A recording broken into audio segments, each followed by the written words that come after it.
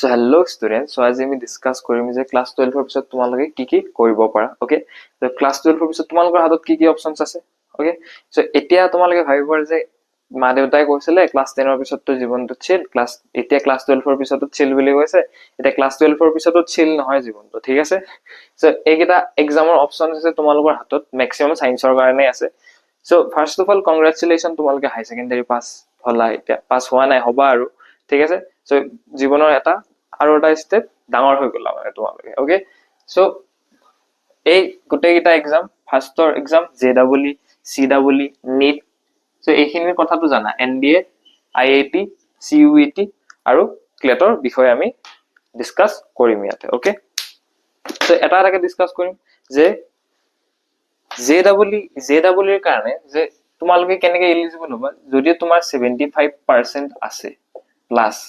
okay PCM so তুমি eligible আৰু যদি তোমাৰ বোৰ্ড আমাৰ যোনটো বোৰ্ড আৰু AHSEC কাৰণে টপ 20 পাৰ্সেন্টাইলৰ ভিতৰত থাকিলো হৈ যাব ওকে সো স্টেট বোৰ্ডৰ কাৰণে হেতু এলিজিবিলিটি ক্ৰাইটেৰিয়া টপ 20 পাৰ্সেন্টাইল তোমাৰ ধৰি 65% ৰ ওপৰত যদি আছে তোমাৰ তুমি এলিজিবল হয় জেডব্লিউ এৰ কাৰণে এক্সামটো তো তোমালোকে 65 ৰ তলত থাকিলেও গুটেকিটা এক্সাম দিব পাৰিবা কিন্তু এডমিশন ল'ব নোৱাৰিবা ওকে সো এইখিনি এলিজিবিলিটি ক্ৰাইটেৰিয়া আৰু এটো এক্সাম কোনে কন্ডাক্ট কৰে এনডিএ কন্ডাক্ট কৰে আৰু তোমালোকৰ এপ্ৰিলত তোমালোকৰ এই জেডব্লিউ এক্সামটো হ'ব ঠিক আছে সো এপ্ৰিলত হ'ব সো এটো ভাবি এতিয়া মই তোমালোকক আইডিয়া দিছো এক্সাম গিটা এনেকুৱা এক্সাম হ'ব পাৰে তো তোমালোকে যাই প্লে চাব পাৰা okay so next to CW এটো যোনটো মই পঢ়াও তোমালোকক সিডব্লিউ এৰ কাৰণে তো সিডব্লিউ তোমালোকৰ পিসিএম মিলি পেলাই 45% ওপৰত থাকিব লাগিব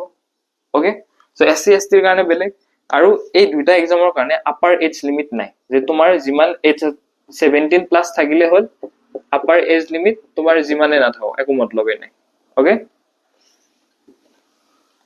সো পিসিএম 45% ৰ ওপৰত থাকিব লাগিব আৰু গোটেইকিটা সাবজেক্ট তোমালোকে সিঙ্গেল সিটিংত পাস হ'ব লাগিব মানে গ্ৰেস মাৰ্কেট পাস হ'ব নোৱাৰিবা নালাগে ওকে সো ক্লেট এক্সাম আছে এটো পিছত ডিসকাস কৰিম তাৰ পিছত নিট টু কিহৰ কাৰণে যদি তুমি এমবিবিএস কৰিব খুদিছা হেৰি কৰিব খুদিছা সো ইয়াৰ সিডব্লিউ তোমাৰ কন্ডাক্ট কৰে আস 2 আৰু এইকিটা এই দুইটা কিহৰ কাৰণে হয় ইঞ্জিনিয়াৰিংৰ কাৰণে হয় যদি তোমালোকৰ ইঞ্জিনিয়াৰিংৰ ইন্টাৰেষ্ট আছে সো তোমালোকে এই দুটা এক্সাম দিব পাৰা সো ইয়াৰে এনআইটি সিলচাৰ আইআইটি হেগিটা পায় ওকে হে জেডব্লিউ থ্ৰু দি আৰু সিডব্লিউ থ্ৰু দি তোমালোকৰ এইসি যোনকেখন ষ্টেট ইঞ্জিনিয়াৰিং কলেজ আছে হেইখন এইসি জেইসি জিস বিবিসি এটসেট্ৰা ঠিক আছে সো আৰু তোমালোকৰ নিটৰ তোমাৰ ক্ৰাইটেৰিয়া কি থাকে তোমাৰ পিসিবি 50% ৰ ওপৰত থাকিব লাগে ওকে সো এইখিনি সবে জানা এই তিনটা এক্সামৰ কথা তথাপিও অলপ চলপ মিনিমাম এজ 17 প্লাস থাকিলে হৈ যাব বাকি কিটাটো সেই সেম 17 প্লাস থাকিব লাগে ওকে সো ইয়াতে কোট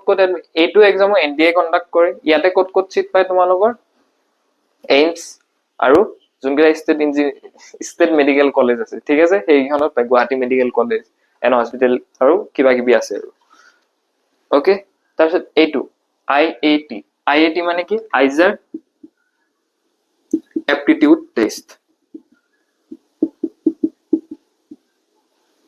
সো এইটো কোনে কন্ডাক্ট কৰে জেএসি জয়েন্ট কি আছিল নামটো জয়েন্ট এডমিশন কমিটি বুলি এটা কি বুলি কও কমিটি আছে হেইয়তে এইটো এক্সাম কন্ডাক্ট কৰে সো ইয়াতে তোমালোকে 12 পাস হ'ব লাগিব সায়েন্স ষ্ট্ৰীমৰ কাৰণে 12 পাস ইন সায়েন্স ষ্ট্ৰীমত পাস হ'ব লাগিব ওকে আৰু মিনিমাম 60% থাকিব লাগিব 60% ৰ ওপৰত থাকিলে তোমালোকে এইটো এক্সাম দিব পাৰিবা সো ইয়াতে কিহৰ এডমিশন পাব পাৰা তোমালোকে বিএছত এডমিশন ল'ব পাৰা আৰু কিছুমান ইঞ্জিনিয়াৰিং ডিগ্ৰীৰ কাৰণে তোমালোকে আইআইটি দি পেলাই এপ্লাই কৰিব পাৰা এই কিখনত কোন কিখন আছে কলেজ আইজাৰ আৰু আইআইটি এখনে আছে IIT Madras okay clear so এই গুটেকিটা এক্সাম তোমালোকে চাব পাৰা সো ইটো এপ্ৰিল শিফটত হ'ব এটো কোনটো সিডব্লিউ তোমাৰ হ'ব 7 জুনত সো অলৰেডি ডেট আহি গৈছে আৰু CW তোমালোকে মোৰ ক্ৰেছ কোৰ্সটো চাব পাৰা ওকে সো মই বনাই থৈ দিছো সো CW মই specific crash course one shot lecture বনাই থৈ দিছো সো তোমালোকে সেইখিনি চালো হৈ যাব এতিয়াৰ কাৰণে সো খালি তোমালোকে এনে বহি নাথাকিবা এনে বহি পেলাই টাইম ওয়েষ্ট নকৰিবা আৰু IIT তোমাৰ IIT ইটো এক্সাম ডেট মোৰ মনত নাই 7 জুনতে আছিল চাগে ক্লাছ হৈছে CW আৰু IIT ৰ ডেট ক্লাছ হৈছে ওকে সো আৰু নিটৰ এক্সাম তোমালোকৰ এক্সপেক্ট কৰা যে ফাৰ্স্ট উইক অফ মেট হৈ যাব সো NDA মানে কি নেশনাল ডিফেন্স একাডেমি সো এইটোৰ কাৰণে তোমালোকৰ এজ লিমিট থাকে 16.5 ৰ পৰা 19.5 ৰ ভিতৰত তুমি থাকিব লাগে মানে তুমি এলিজিবল হয় কাৰণ যোনকেইটা হাই সেকেন্ডাৰী এক্সাম দিছে সো তোমালোকৰ এজ ইমানৰ ভিতৰতে লাই কৰে ওকে সো এইটো তোমালোকৰ কোনে কন্ডাক্ট কৰে UPSC বহুত ডাঙৰ নেম এইটো UPSC কন্ডাক্ট কৰে NDA ওকে সো এইটোৰ কাৰণে তোমালোকে 12 পাস হ'ব লাগিব আৰু যোনকেইটা তোমালোকে নেভিৰ কাৰণে এপ্লাই কৰিব খুজিছা নেভি এয়াৰ ফোৰ্স এই দুটাৰ কাৰণে তোমালোকৰ ফিজিক্স আৰু মেথছ কম্পালসৰি হয় ওকে বাকি এনে নৰমাল হেৰিৰ কাৰণে তোমালোকৰ any 12 pass in any branch okay any stream science হক আৰ্টছ হক কমাৰ্চ হক সবে এপ্লাই কৰিব পাৰে খালি নেভি আৰু এয়াৰ ফোৰ্সৰ কাৰণে ফিজিক্স আৰু মেথছ তোমালোকৰ কম্পালসৰি হয় আৰু সবতকে ইম্পৰ্টেন্ট এইটো CUET ইটো তোমালোকে দিবই লাগিব এনিহাও UG এক্সামিনেশন গোটেই দিল্লী ইউনিভাৰ্সিটি তোমালোকৰ ইয়াতে কি থাকে দিল্লী ইউনিভাৰ্সিটি অফ দিল্লী মই বাৰু দিল্লী ইউনিভাৰ্সিটি লিখি দিলো বহুত ডাঙৰ ডাঙৰ ইউনিভাৰ্সিটি থাকে জৱাহৰলাল নেহেৰু ইউনিভাৰ্সিটি ঠিক আছে সো আৰু কি আছিল ডাঙৰ ডাঙৰ বানাৰস হিন্দু ইউনিভাৰ্সিটি সেইখনো আছে সো এইখন বহুত টপ কলেজ মানে আন্ডাৰ গ্ৰেজুৱেচনৰ কাৰণে এই তিনিখন বহুত ডাঙৰ কলেজ বুলি ভাবি থৈ দিয়া ইউনিভাৰ্সিটি বুলি ভাবি থৈ দিয়া সো ইয়াৰে তোমালোকৰ ক্ৰাইটেৰিয়া কি থাকে তুমি 12 পাস হ'ব লাগিব ইন এনি ব্ৰাঞ্চ আৰু তোমালোকে সাবজেক্ট চয়েস কৰিব পাৰা সাবজেক্ট কিটাত কি থাকে তোমালোকে কি চয়েস কৰিব পাৰা ফিজিক্স কেমিষ্ট্ৰি ম্যাথছ ইংলিশ আৰু বায়োলজি আৰু থাকে কিছুমান তোমালোকে নিজে চাই লবা এইখিনি ঠিক আছে মই জাস্ট তোমালোকক এতিয়া আইডিয়া এটা দিব লাগে মই সেইকাৰণে হিটোৱে আইডিয়া দিছো আৰু ইয়াতে তোমালোক 12 পাছত তোমালোকৰ পাৰ্সেন্টেজ থাকিব লাগিব 50% প্লাস ওকে সো এইটো কমন ইউনিভাৰ্সিটি এন্ট্ৰেন্স এক্সামিনেশন হয় ঠিক আছে সো ক্লেট মানে কি কমন ল এডমিশন টেষ্ট কমন ল এডমিশন টেষ্ট সো এইটোৰ কাৰণে তোমালোকে 12 পাস হ'ব লাগিব ইন এনি ব্ৰাঞ্চৰ পৰা তোমালোকে 12 পাস হলে হৈ যাব ওকে এনি ষ্ট্ৰীম ওকে বেটা ক্লিয়াৰ হৈছে সো এক্সাম কিটা কৈ আছো শুনি যায় থাকা খালি okay 12 pass is in any branch আৰু মিনিমাম তোমালোকৰ 45%